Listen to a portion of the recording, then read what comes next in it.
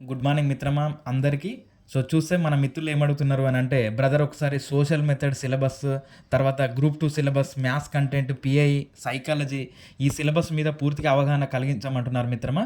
ఖచ్చితంగా నేను ఈ వీడియో మీకు అతి త్వరలో వస్తుంది మిత్రమా. ఒక్కొక్కటి ఒక్కొక్క వీడియోలో పంపిస్తాను. ఖచ్చితంగా మనం ఏంటి అని అంటే సోషల్ మెథడ్ ఎలా చదవాలి, గ్రూప్ 2 సిలబస్ మీద పూర్తి అవగాహన ఎలా తెచ్చుకోవాలి, దాన్ని ఎలా మనం షార్ట్ అవుట్ చేసుకుంటూ రావాలి అనేటటువంటి విషయాన్ని అంతా కూడా మీకు అందిస్తాను.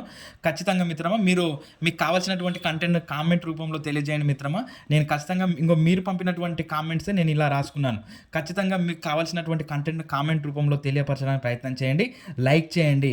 రైట్, ఈరోజు మన అంశం ఏంటి అని అంటే మిత్రమా, WEF నివేదిక 2026 వరల్డ్ ఎకనామిక్ ఫోరం ప్రపంచ ఆర్థిక వేదిక అనేటటువంటిది జనవరి 14, 2026 నాడు ఒక నివేదికను విడుదల చేసింది. ఈ నివేదికను ప్రతి సంవత్సరము దావోస్లో, స్విట్జర్లాండ్లో ఉన్నటువంటి దావోస్లో జరిగేటటువంటి WEF సమావేశాన్ని కంటే ముందు విడుదల చేస్తుందన్నమాట ఈ WEF. మరి ఏంటి ఇందులో ఉన్నటువంటి ముఖ్యాంశాలు ఏంటి, మన భారతదేశం గురించి ఎలాంటి అంశాలు పేర్కొన్నదనే విషయాన్ని చూద్దాం.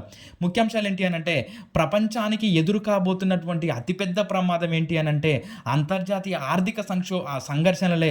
ఇప్పుడు మనకు అమెరికా మన భారతదేశం మీద సుంకాలు విధించడం, రష్యా మీద, చైనా మీద, ఇలాంటివి అన్నీ కూడా రేపు భవిష్యత్తులో ఎదురు కాబోయేటటువంటి అతిపెద్ద అంతర్జాతీయ ఆర్థిక సంఘర్షణలుగా మిగలబోతా ఉన్నాయి. తర్వాత రానున్న 2 సంవత్సరాల కాలంలో అంతర్జాతీయ ఆర్థిక సంఘర్షణలు ప్రపంచానికి అతిపెద్ద ముప్పుగా పరిణమించబోతా ఉన్నాయనే విషయాన్ని చెప్తా ఉంది. రానున్న 10 సంవత్సరాల కాలంలో వాతావరణ సమస్యలు ముప్పుగా మారబోతా ఉన్నాయి. అదేవిధంగా బహుళ ధృవ ప్రపంచం ఏర్పడవచ్చు. బహుళ ధృవ ప్రపంచం అంటే ఏంటంటే మిత్రమా, ఇప్పుడు మన ప్రపంచంలో ఉన్నటువంటి అగ్రరాజ్యాలన్నీ కూడా దేనికదే సొంతంగా నిర్ణయాలు తీసుకొని దేనికదే వేరువేరుగా వెళ్ళేటటువంటి అవకాశం ఉంది. అది ప్రమాదానికి దారితీసేటటువంటి అవకాశం ఉంది అనేటటువంటి విషయాన్ని చెప్తా ఉంది. తర్వాత భిన్నమైనటువంటి ప్రపంచం ఏర్పడబోతా ఉంది అనేటటువంటి విషయాన్ని చెప్తా ఉంది WEF నివేదిక. మరి అదేవిధంగా సామాజిక మాధ్యమాలలో డీప్ ఫేక్ అంటే ప్రధాన సమస్యగా మారింది.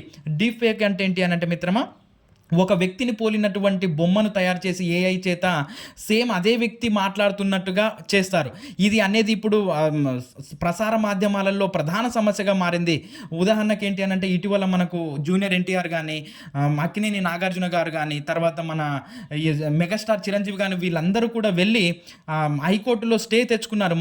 మా పర్మిషన్ లేకుండా ఎవరు కూడా మా డీప్ ఫేక్లను ఉపయోగించకూడదు అని. అంటే అది పెద్ద సమస్యగా మారబోతుందనే విషయాన్ని మనకు చెప్తా ఉంది WEF నివేదిక. అదేవిధంగా మరి భారత్ ఎలాంటి సమస్యలు ఎదుర్కోబోతుందంటే, సైబర్ ముప్పు, ఆదాయ అసమానతలు, సామాజిక అభద్రతలు వచ్చేటటువంటి అవకాశం ఉంది. తర్వాత ఆర్థిక మాంద్యము, నదీ జలాల మళ్లింపుపై భారత్ పాకిస్తాన్ మధ్య, తర్వాత ఇంకొకటి ఆఫ్ఘనిస్తాన్, ఉజ్బెకిస్తాన్, తుర్కమోనిస్తాన్ల మధ్య సంఘర్షణలు జరిగేటటువంటి అవకాశం ఉంది. వీటన్నిటిని కూడా అధిగమించడానికి మనకు UPI తోడ్పడుతుంది అనేటటువంటి విషయాన్ని చెప్తా ఉంది. ఆర్థిక సంక్షోభాలను అధిగమించడానికి UPI తోడ్పడతా ఉంది. యూనిఫైడ్ పేమెంట్ ఇంటర్ఫేస్ అనేటటువంటిది తోడ్పడబోతా ఉంది అనేటటువంటి విషయాన్ని చెప్పింది మిత్రమా. మరి ఈ WEF నివేదిక ఆధారంగానే మనకు ఏంటి భవిష్యత్తు ఎలా ఉండబోతుందనే విషయాన్ని మనము అంచనా వేయడానికి వీలవుతుంది మిత్రమా. రైట్, మరి ఇది ఎప్పుడు ఏర్పడింది, దీని విషయం ఏంటి అనేది చూద్దాం. చూస్తే WEF అనేది 1971లో స్థాపించబడింది మిత్రమా. దీని హెడ్ క్వార్టర్ వచ్చేసి స్విట్జర్లాండ్లో ఉన్నటువంటి జెనీవాలో ఉంది. ఉద్దేశం ఏంటి అని అంటే, ప్రభుత్వ ప్రైవేట్ సహకారం ద్వారా ప్రపంచ స్థితిని మెరుగుపరచడం. అంటే ప్రపంచము ఏ విధంగా ముందుకు వెళ్తే సస్యశ్యామలంగా ఉంటుంది, శాంతియుతంగా ఉంటుంది అనేటటువంటి విషయాలను ఇది చెప్తా ఉంటుంది. మరి ప్రతి సంవత్సరం జనవరిలో స్విట్జర్లాండ్లోని దావోస్లో వార్షిక సమావేశం నిర్వహిస్తుంది WEF. ప్రపంచ ఆర్థిక, రాజకీయ, సాంకేతిక సమస్యలపై, పరిణామాలపై చర్చిస్తారు.